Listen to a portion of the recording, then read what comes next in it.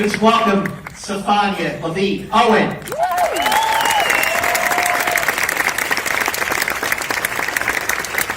And ladies and gentlemen, please give a great Hollywood welcome for Academy Award winner Matthew McConaughey.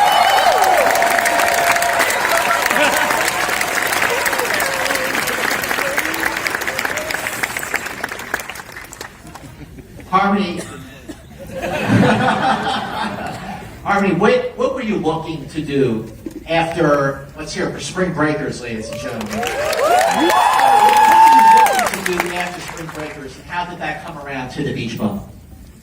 What was I looking to do? I was just tripping out, and I was making a lot of paintings and drinking Mountain Dew and Crunchwrap Supreme Taco Bell. And then I was hanging out in the Keys, and in the Keys a lot of times you see guys wearing dresses, smoking weed, hanging out on the steps of the church, houseboats.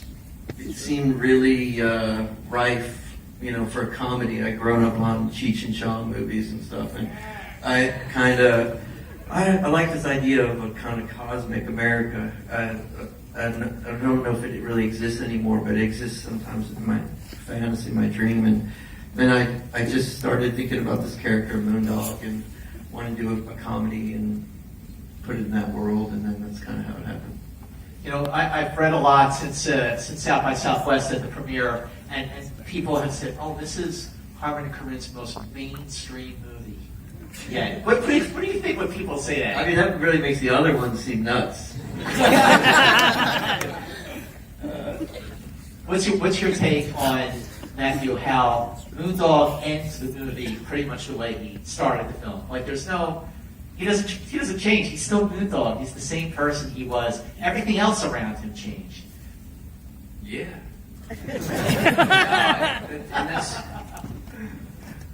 I'm not going to say intention, because this was all about rhyme, not about reason. This was all about music. But I mean, I consider and say that most people in life, don't have their second and third act linear big changes and come to God moments and change that much. And I don't think we do. And but this character, Moondog, is quite a cosmic cat. At the same time, his axiom of approach to life is quite practical, whether you choose to prescribe to it or not. The fact that if you do not give crisis credit, you have no crisis in your life. That's mathematical. That works out. that can work. I'm not going to, to what end? I don't know. To what end you end up, getting everything that everyone in any modern sense of the world says is what you need to get. Just go get the gold. He gets the money, and then what?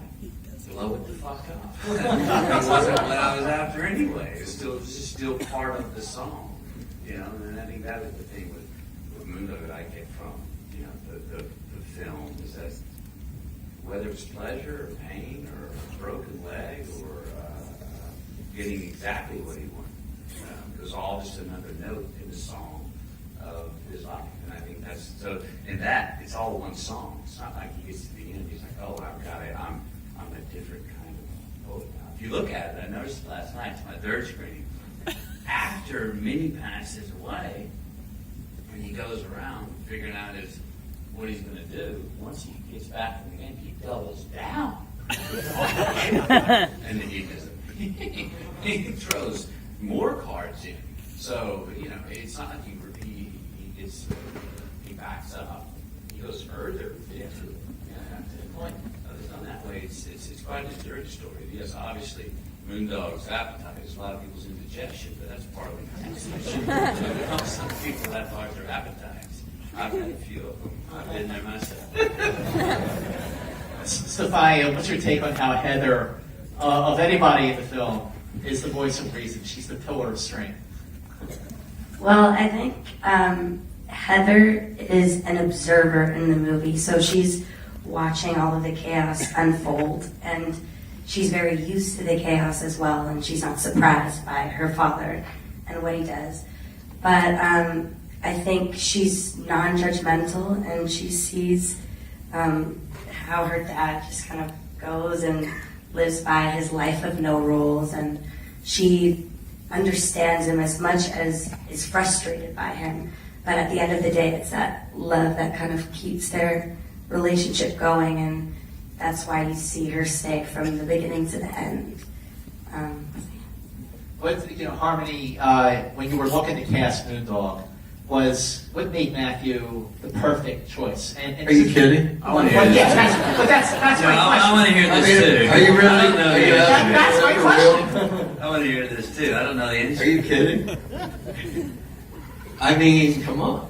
I mean, Matthew's just awesome, and I've always loved his acting, and I love his comedy, and I kind of missed his comedy, and then also he, even though it's not necessarily, he has a kind of stoner mythology in real life that surrounds him that's very interesting too, and I like that there's the doubleness, and he's just the perfect, and also he had the stamina, the physical, because it was like a physical, it's like Buster Keaton or something. He's always falling down. He's always perpetually drunk. He's always kind of buzzed. He's always stoned. That's a very hard thing to do for, months. And you're Matthew. Right, 2.5, 3 months. Yeah, I knew Matthew could do that. It was a resilient effort. How working with, Snoop Dogg is amazing in this movie, right? Was that was prop weed, right? Prop weed? Prop. Oh, prop weed. Right. I thought it was prop. I planned for it to be prop weed. And then most every night it was prop weed. But no, I did get Snoop. I've told the story many times, but there was a scene when Moondog shows up at Lingerie's place, and he goes in and he's got the sort of dark nightclub going on, and he turns him on to his magic weed. That particular scene that night, that was the first take of the night. You can help me riff on this harmonics. And I did have my prop joints, which were oregano. Don't get high as much as everyone thinks I do. And I tell Snoop, this is mine. This is the weed I'm smoking here. Del Prop does this the weed. So we do the scene. As you know, Moondog's not a guy who takes a little bit of hits. Moondog's a guy who's full of scenes. Harmony kept the camera rolling. It was a long take, 7-8 minutes, which is enough time for 2 men to pass a joint around until that joint's done. And about 1:06, I started to feel like there were some old, dried, stale, crispy Pringle potato chips under my feet that were crackling. But yet it was a marble floor. That shouldn't be possible. As soon as we hooked cut, Snoop goes, "Hey, Moondog." I said, "What?" He goes, "That wasn't prop weed, man. That was Snoop weed." I said, "Put on your seatbelt, baby." He was like in a semi-coma for about 16 hours. I was told I rapped 4 songs. I didn't say one word of the script. I was watching the monitor, and I was sitting there, and I just hear him go, "There's some potato chips strapped into my motherfucking toes." And I looked at the scripts and Ross was like, "Is that in the movie?" And then she was like, "I think he's stoned." And yes, I was. And I remember That shit's powerful. The next day we came back to work at 6 o'clock, and I remember going up to Snoop. I said, "Hey man, fill me in on last night." After that first day, it was a bit hazy. I said, "How'd I do?" He goes, "Oh, you was great, Moondog. You hit 4 in the park home runs." I was like, "That's as good of a compliment as I've ever heard." Stefania, what was the set like for you? You're in Miami. You're working making a movie with Harmony. You're working with Matthew. The tone of the film, the vibe of the film, the character of Moondog must have been a lot of fun. Yeah, it was a lot of fun. Also, I was born in Miami, so I have family there. But filming there, it was like everyone was on vacation. It was warm. people were smoking cigars, there was weed in the air, people were dancing. So like the vibe of the movie rippled through like in between takes, and it just was a really lighthearted set to be on, and it was just, yeah, it felt like a big party, and it was sad saying goodbye. But yeah, everybody, Isla, Matthew, Snoop, Harmony, everyone on the cast and crew was just like awesome, so welcoming, and just everyone was there to have a good time and was really excited about what we were making. So it just made this whole world even better. And I think it also, that vibe rippled through the movie as well. Like you can see that everyone had a good time. What impressed me about this about Harmony? I mean, harmonics. You know, there was a script, and we followed it. But Harmony, I think it's fair to call you a real impressionist on the thing. I mean, it was Harmony's in the moment. He doesn't have a script in his hand while you're shooting. He knows the interactions, the scenario. But you're looking, correct me if I'm wrong, for inspiration in what's happening in not just on set, outside of the set. Who's walking up? Who just showed up on that boat? Oh, let's go. We can get on that boat. Oh, there's the gas station. Let's go to that gas station and shoot the same scene, dance around. Hey, if someone pulls up, get them out of the car, dance with them. I mean, you're looking, you're in the moment, you're DJing the situation in the moment all the time, and that's what you get off to, right? I try to make the movies more like an experience. I say it's more like I think it's like a liquid kind of narrative, liquid cinema. It's more about a feeling. So I'm not really concerned with like a traditional continuity or even, you know, we follow the script, but really it's more for me about an energy and having the movie move through you in a way sometimes it's beyond like a simple articulation. And so the script really is just a starting off point. It like holds, it contains the ideas and the story. But then I'm very interested in kind of creating an environment where, you know, where it leaves the page and becomes something else. What were maybe some of the scenes that we saw that came out of that loose, super loose vibe that you were just describing just now too? Well, one, the gas station scene under the lights, and there's many, but one of that, we were done shooting that night. It was 4:30 a.m., the sun was rising, we were done wrapping, walking back to the set, walking back to our trailer so they cleaned up and go home for the day. And you go, oh, look at that parking lot, that gas station with the lights on. What if Moondog was like dancing in the, around in the middle of the gas station? And I'm like, by that time, I'm like, you're done, here we go. I'm dancing. And you're like, yeah. And then someone pulls up, he's like, yeah. And then I'm over there in the car, getting people out of the car, and those people in the scene had pulled up to get gas at 5 a.m. on their way to, Palm Beach. I don't know. I'm just like greedy. I see things. I'm like, oh, I don't want to stop. Like, I just want to keep going. What was that process like for you, Stefania?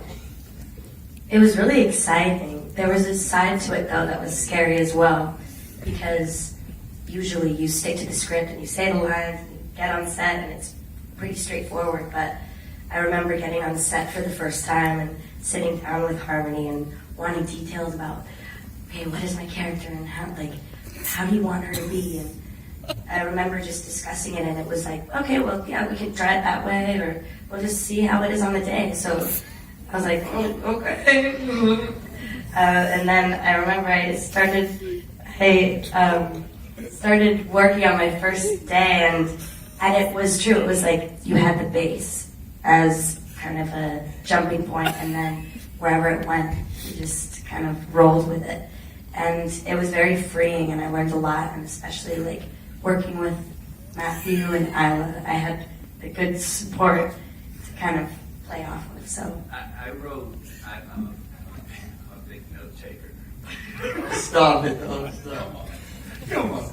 I wrote, so I'm like scenarios on all. And I'm the first week, and I have 4 pages of great notes that I give to Harmony. I send it in over text on a Friday because we work Monday. And I show up Monday. He's like, we get going on it, and all of a sudden he hadn't said anything to me about like, hey, count those notes. Like this, don't like this, don't like this. So we're going through that. It was like, and all of a sudden I was like, hey man, did you read those notes? He's like, yeah. And I go, what do you think? He's like, yeah, all of it, yeah. And all of a sudden I go, you son of a bitch, you didn't read one word. Yes, do that. No, he didn't even open that document. In the game, we were on the dance floor. And I think that's part of your affirmative gas on the fire, or whatever you wrote. I'm not even reading it, McConaughey, because we're on Like the you had it in you. You had the notes in you. Matthew, what impressed you the most about Stefania? So in that she's surrounded by cosmic, wonderful lunatics to the marvelous that were not attached to the ground. Yet she had a character that was really one of the most grounded in the whole thing. As a voice of reason, the voice of, hey, man, I want to talk to you about some understanding and consequences, and the fact that I'm your daughter, and this is not, I've got to be the adult here. And she was the adult in this situation. So to do that, and also Deion said where all of this wonderful lunacy is happening around her and levitated approaches to reality are being thrown upon her. It can be incredibly tempting to go, well, I want to get in on the fun. I want to get in on the jive. I want to get in on the joke. I want to sling some mud here and have some fun. But to hold her own and to hold her character and her identity. It was not a tough thing, but it was something she did very well. It was also found an independent voice there that sticks clearly. And that's not an easy thing to do. I mean, people, seasoned actors and actresses who've done this job for 30 years, it's very easy to get scenes together and start to take on someone else's energy because it's fun and it works to a certain extent. But it also delineates, it can cut off the delineation of identities of characters and have opposition. So she's one of Moondogg's great oppositions, one of Moondogg's great resistance. And in the film, Moondog does not have much resistance or much opposition. And she stuck to that and still was in that until we were father and daughter, and we still loved each other. She wanted the best for me, and I wanted the best for her, and it wasn't something. Yeah. Great job. Let's open up to the audience if you have any questions, and now will be an awesome time. It's got to be. Okay, yes. Wait, hang on. You're sitting in the front, so I'll give you the mic. You guys had a great soundtrack to the film. Can you talk about putting out a song together? Great soundtrack to the film. Oh, thank you. Jimmy Buffett. Yeah, his music just I've been listening to. I felt like a lot of it kind of yacht rocky music that I think just like kind of went with that environment. Who's got a question? Yes, you, right there. Yeah, nice and loud. Yell.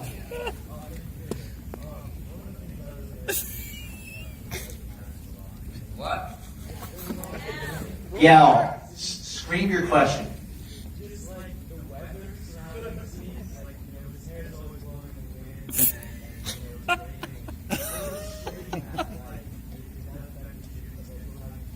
Yeah, we had this weatherman. Well, I have that Working for thing with I'm a Beyonce fan. No, we didn't have budget for that. I'm kidding. Go ahead. No, yeah, we're just trying to stay near where the weather's pretty.